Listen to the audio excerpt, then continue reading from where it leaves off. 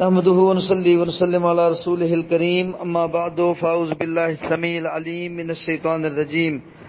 اگر کوئی شخص گھر میں نماز ادا کر لیتا ہے اور کسی وجہ سے وہ مسجد میں جاتا ہے اور وہاں پر بھی نماز کھڑی ہے تو ایسی صورتحال میں وہ کیا کرے؟ وہ مسجد میں جماعت کے ساتھ نماز ادا کرے یا وہ پہلی جو نماز ادا کر چکا ہے اس وجہ سے اب دوبارہ نماز ادا نہیں کر سکتا؟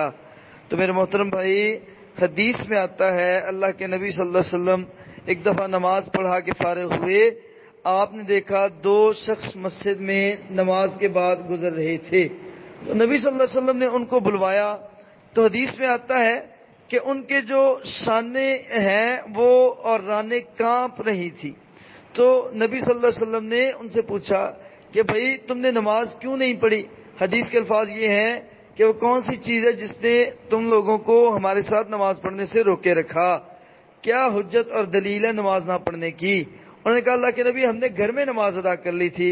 نبی صلی اللہ علیہ وسلم نے فرمایا کہ جب تم مسجد میں پہنچو اور تم جماعت کو پالو تو جماعت کے ساتھ دوبارہ نماز ادا کر لو، پہلی نماز تمہارے لیے نفل ہو جائے گی اور یہ نماز تمہارے لیے فرض کی حیثیت سے اجر کا جو ہے وہ پیمانہ بن جائے گی اور دلیل بن جائے گی۔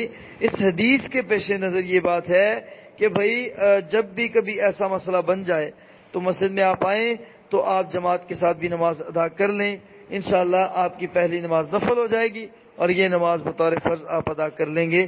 اللہ تعالیٰ آپ کو اجر کثیر عطا فرمائیں گے۔ بارک اللہ فیکم۔